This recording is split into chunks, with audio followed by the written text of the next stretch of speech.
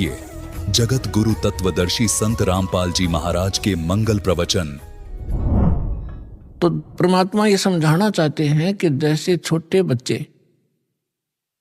खिलौनों से खेलते, कोई कार ले रखी है छोटी सी, कोई घोड़ा ले रखा है, कोई मोटरसाइकिल, वो खिलौने की छोटी सी खड़ी है प्लास्टिक की, और उनको कोई बच्चा उठा लेता है तो वो रोता है, पैर पीटता है, बुरा हाल कर लेता है। जब उससे पूछा जाता है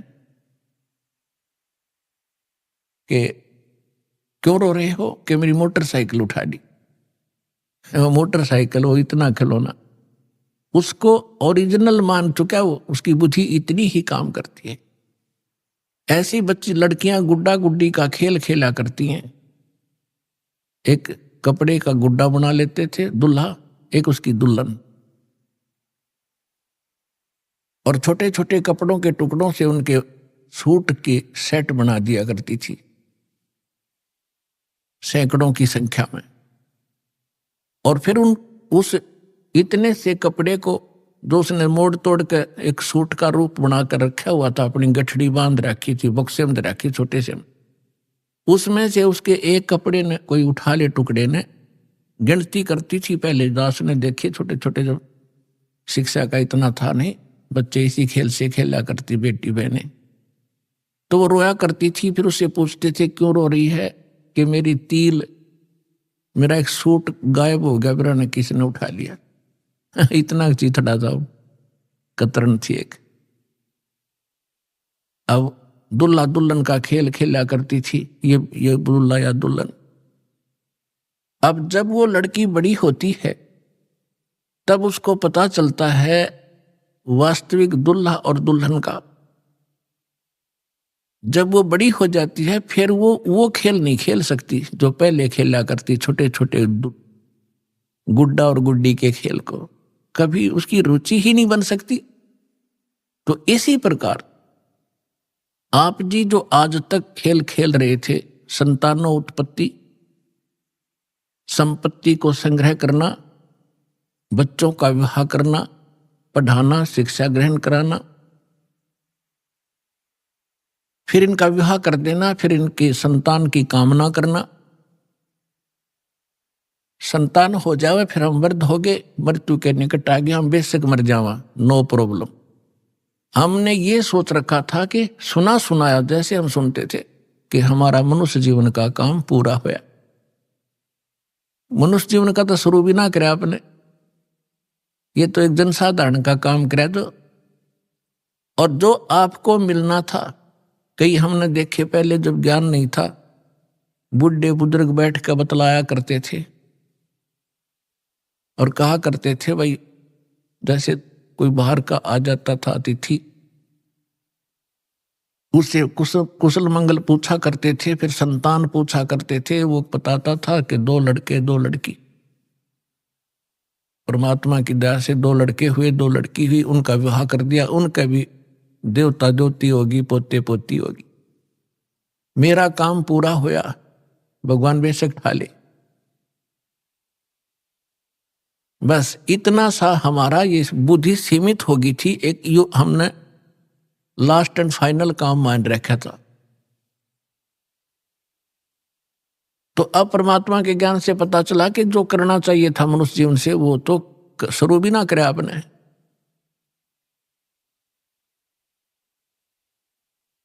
तो पुण्यात्माओं, आपको यहां बुलाकर ये ज्ञान दिया जाता है कि आप उस मनुष्य जीवन के मूल कर्तव्य को भूल चुके हो, और किसी में पिछले पुण्य कर्मों के संस्कारवश प्रेरणा है तो आप साधना गलत कर रहे हो, वो भी व्यर्थ है। शास्त्र विधि को त्याग कर मनमाना जो आचरण करते हैं वो भी गलत है। गीता अध्याय नंबर 16 के श्लोक नंबर 23 और 24 में इसका प्रत्यक्ष प्रमाण है। तो शास्त्र अनुकूल साधना कौन सी होगी, गीता अध्याय नंबर 4 के श्लोक नंबर 32 और 34 में स्पष्ट कर दिया है। और 25 से लेकर 30 तक चौथे अध्याय में यह भी कहा है कि सब अपनी अपनी, कोई ऐसी साधना करता है, कोई ऐसी करता है, कोई ऐसी करता है। ये सभी अपनी साधनाओं को पापनाशक जानते हैं। पापनाशक मीन मोक्षदायक, पाप नाश होंगे तभी तो मुक्ति होगी, नहीं तो कर्मा के संस्कार में हम फंसे रहते हैं। तो गीता अध्याय नंबर 4 के श्लोक नंबर 32 में कहा है कि परमात्मा स्वयं आकर के अपने मुख कमल से एक विशेष जानकारी विस्तार से देता है। उसको सच्चिदानंद घन ब्रह्म की वाणी कहा जाता है, कबीर वाणी। वो तत्व ज्ञान है, उसको जानने के बाद फिर सर्व पापों से मुक्त हो जाता है। उस तत्व ज्ञान को मैं नहीं जानता, गीता ज्ञानदाता कहता है।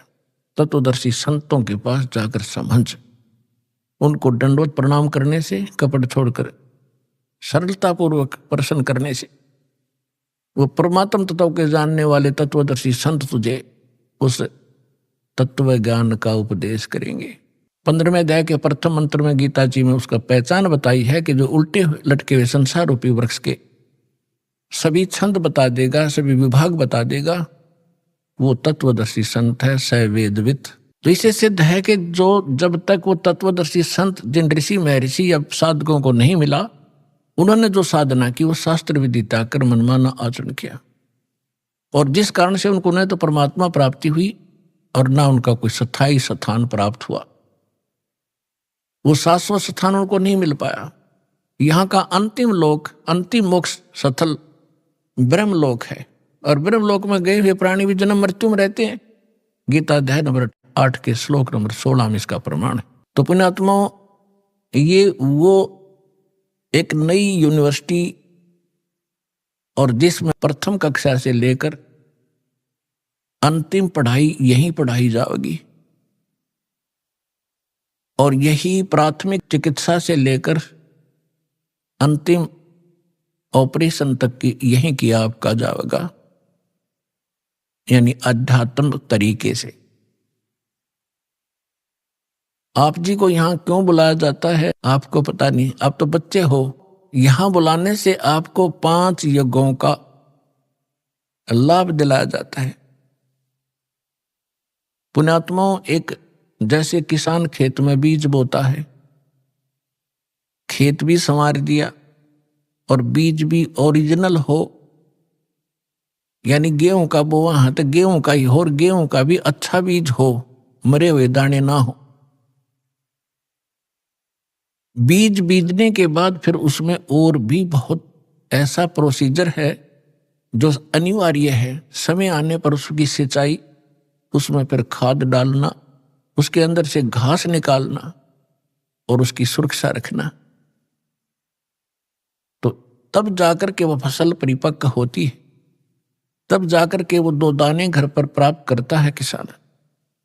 पहले खर्च करता है अपने घर से खूब आंखें मीच के।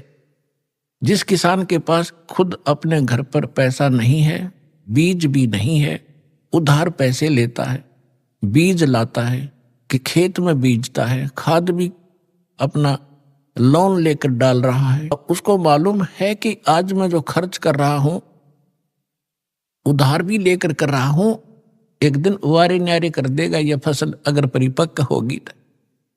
ठीक इसी प्रकार आप जी को वो स्थान मिला है जहां दान करना चाहिए। आप जी को वो मंत्र मिला है जिसका जाप करना चाहिए। इस प्रकार आपको तत्वदर्शी संत मिला है। अब परमात्मा कहते हैं, समझा है तो सिर धर पाओ और बहुर नहीं रे ऐसा दा। यदि तेरे समझ में आ गया, मनुष्य जीवन फिर मिलेगा नहीं। यदि मनुष्य जीवन मिल गया तो तत्वदर्शी संत नहीं मिलेगा, और तत्वदर्शी संत नहीं मिला तो ये मनुष्य का जीवन और पशु का जीवन में कति अंतर नहीं। और आपको पता लग गया है कि सचमुच अब ये दाव लगे है आपका, तो यहां कहते हैं समझा है तो सिर धर पाओ, सिर पर पांव रखना, इतना स्पीड से दौड़ना जैसे कोई पीछे घोर संकट आ रहा हो, उससे बचने के लिए भागा जाता है। समझा है तो सिर धर पाओ कि कमर कस ले। अब अगरम मगरम छोड़ दे, बकवाद नहीं चलेगी इस मार्ग में। समझा है तो सिर धर पाओ, बहुर नहीं रे ऐसा दाव। ये आपका दाव लगा है मनुष्य जीवन, और ये प्राइम टाइम बिचली पीढ़ी का समय। अब कसर ना छोड़ना इसमें।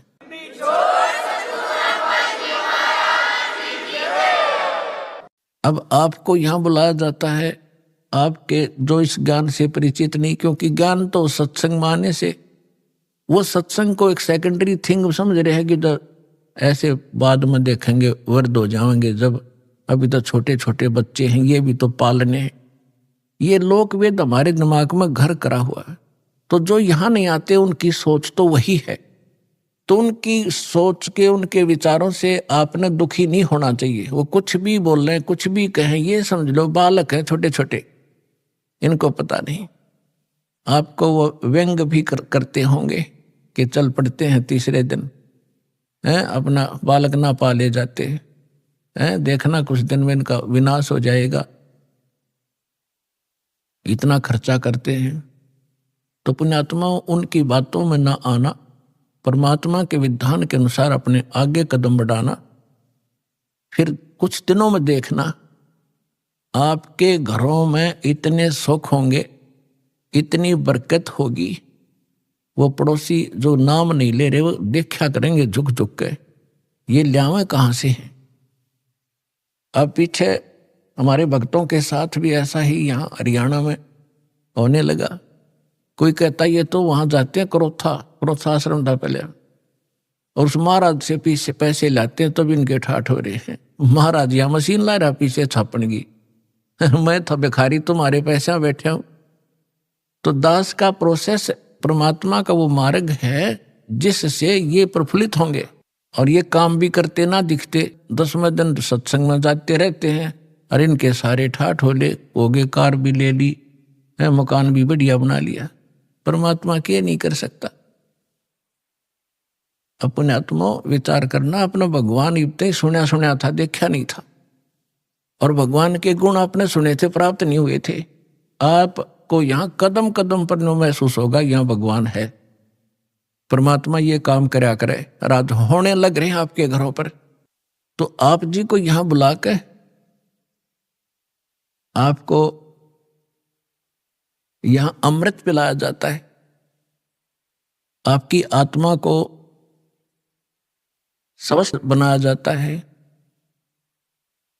जैसे छोटा सा बालक होता है, लड़का या लड़की, गली में बच्चों के साथ खेल रहा होता है, और वो तो इतना मस्त हो जाता है बच्चों में, उसने खाने पीने की भी परवाह नहीं होती। फिर माँ जाती है कि काफी देर होगी मेरे बच्चे ने आया नहीं, ना खाना खा गया, ना दूध पी के गया। वह गली में जाती है, उसको कहती है तू आजा, खाना खा ले, दूध पी ले। वो नहीं आता है, वो तो मस्त है खेलने में। उसको उठाकर लाती है, उसका हाथ पैर मुंह धो के उसको दूध पिलाती है, और वो दूध पीता पीता भी ने सोचा है कि एक बार छोड़ दे माँ, फिर भागू मैं।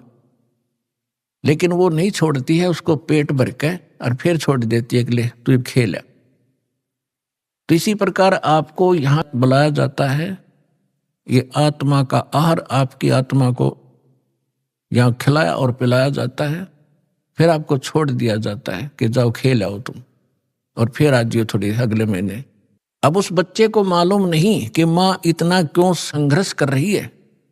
माँ को मालूम है ये अच्छा दूध पीवागा, जल्दी बेटी या बेटा स्वस्थ रहेगा और जल्दी युवा हो जाएगा। तो दास का यही प्रयत्न समझना, परमात्मा और गुरु एक ही समझना चाहिए, और उनके अंदर ये गुण होते हैं, तुमेव माता च पिता तुमेव, तुमेव बंधु च सखा तुमेव, तुमेव विद्या च द्रविण तुमेव, तुमेव सर्व मम देव देव। माँ के गुण भी है भगवान में। तो इस प्रकार ये आत्मा के माता पिता हैं, शरीर के माता पिता अन्य होते हैं। तो पुण्यात्माओं, सौभाग्य आपका, आप जिस को ये स्थान प्राप्त हुआ और आपको वो भगवान का यथार्थ मंत्र प्राप्त हुआ जिसे मोक्ष संभव है। सत्संग में बताया जाता है, कबीर थोड़ा जीवना ये मंडे बहुत मुंडाने, सब ही उबा पंथ सिर राव रंग सुल्तान। परमात्मा कहते हैं थोड़ा सा तो जीवन है, और इसका ये भी ना मालूम यो है कितने दिन का। हम अप्रोक्सीमेटली जीते हैं ये सोच करके 80-90 वर्ष तक जीवन रहता ही रहता है। और ये कभी ध्यान में नहीं आती कि कोई 5 वर्ष का मर गया, कोई 10 वर्ष की मर गई बहन बेटी भाई, कोई 25 वर्ष के मर गए, कोई 50 वर्ष में मर जाते। तो ये फिक्स क्यों मान लिया आपने 80-90 वर्ष? तो ये तू बस एक दूसरे ने देख के अटकलबाजी से हम रह रहे हैं। इसके विषय में परमात्मा कहते हैं, अपने ऊपर उदाहरण देते हैं, साथी हमारे चले गए हम भी चलन हारे, कोई कागज में बाकी रह रही तात लगी है वार। हम देखते हैं अपने साथ में रिश्तेदारों में वो जा रहे हैं और अपना भी नंबर आने वाला है, लेकिन हमारी कोई कागज में बाकी रह रही है। जिस दिन वो बाकी पूरी हो जाएगी फिर देखना आपकी भी टिकट कटेगी। कबीर थोड़ा जीवना और मंडे बहुत मंडान, बिना ज्ञान के व्यक्ति के आखिरी सांस तक ये काल ये बेदन लाए रखे, ये बनवा दूं वो करवा दूं। और बुढ़ापे में ज्यादा छिड़ा करे बीमारी, ना बालक माने ना उसकी बुद्धि ढंग से काम करे।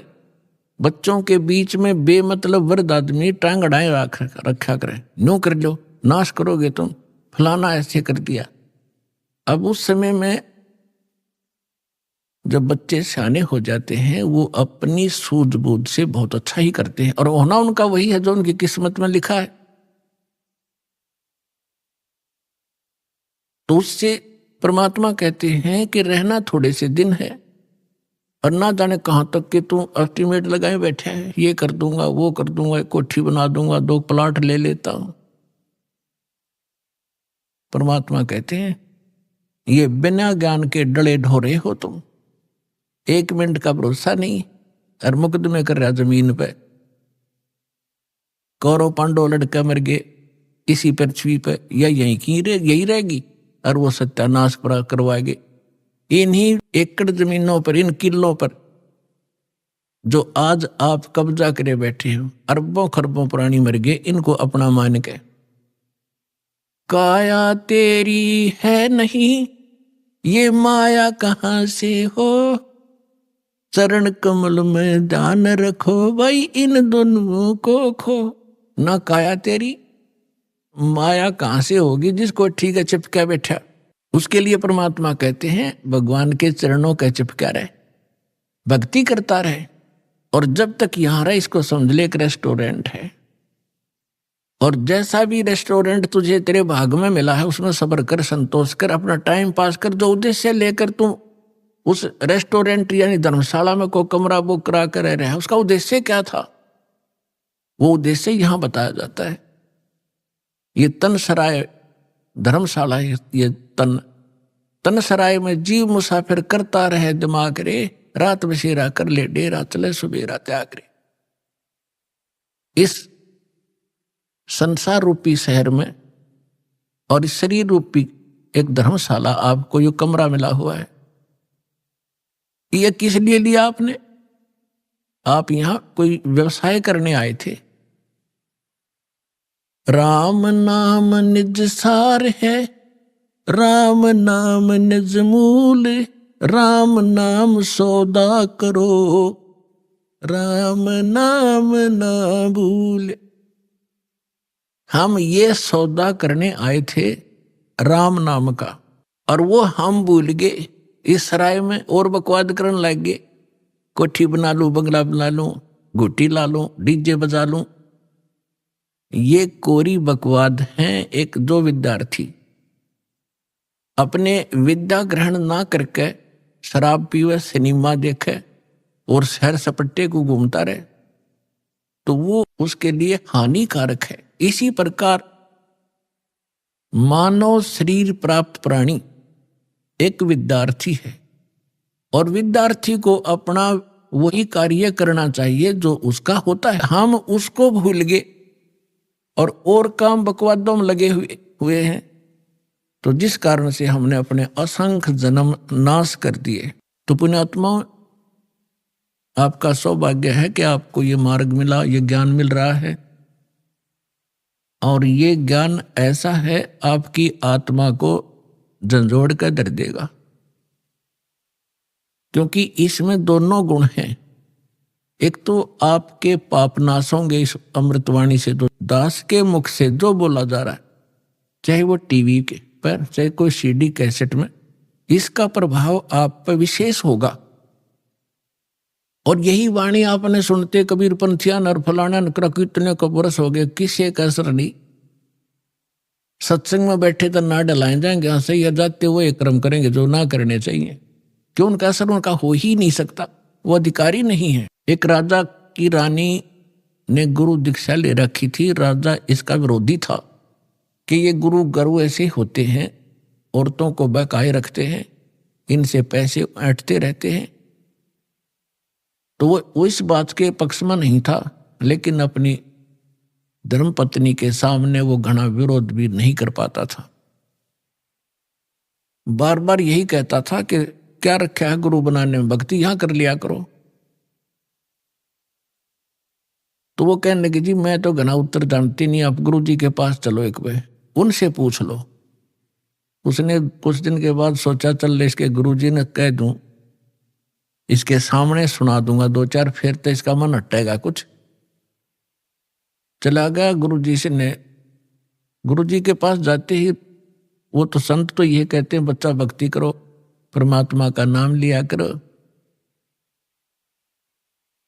तो उसने राजा ने प्रश्न किया कि क्या गुरु बनाना घना जरूरी है? महाराज जी भक्ति तो घर भी हो सकती है। संत जी ने सोचा अब भाई अब मैं कुछ कह दूंगा तो कति ज्यादा ही गुस्से मारा है, और फिर राजा है, ऐसे कहना ठीक सा नहीं लगेगा।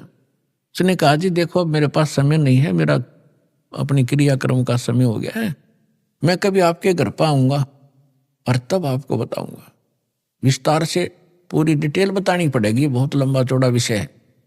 राजा ने सोचा और बढ़िया, वहां इसका खूब दिमाग चाटूंगा। कुछ दिन के बाद राजा को संदेशा पहुंचाया कि जी आज गुरु जी आ रहे हैं। राजा ने सब व्यवस्था कर दी, आप बैठ गया सिंहासन पर, और संत के लिए नीचे एक अलग से कुर्सी ने दी, और काफी वजीर वजार उसके वहां खड़े थे। अब संत जी जाकर खड़े हो गए, वहां सैनिक भी खड़े थे, गार्ड। संत जी ने कहा कि ए सिपाहियों इस व्यक्ति को अरेस्ट करो, राजा की तरफ संकेत किया। अब वो सिपाही उस संत के कहने से राजा की को कैसे अरेस्ट कर ले, 2 बार कहा, तीसरी बार कहा अरे सुना नहीं तुमने। अब राजा पहले तो हंस रहा था कि क्या मजाक कर रहा है, फिर उन्होंने सोची तो भाई कति दर्द हो गया, कति राजा पाठ खींच मेरा छीन ले।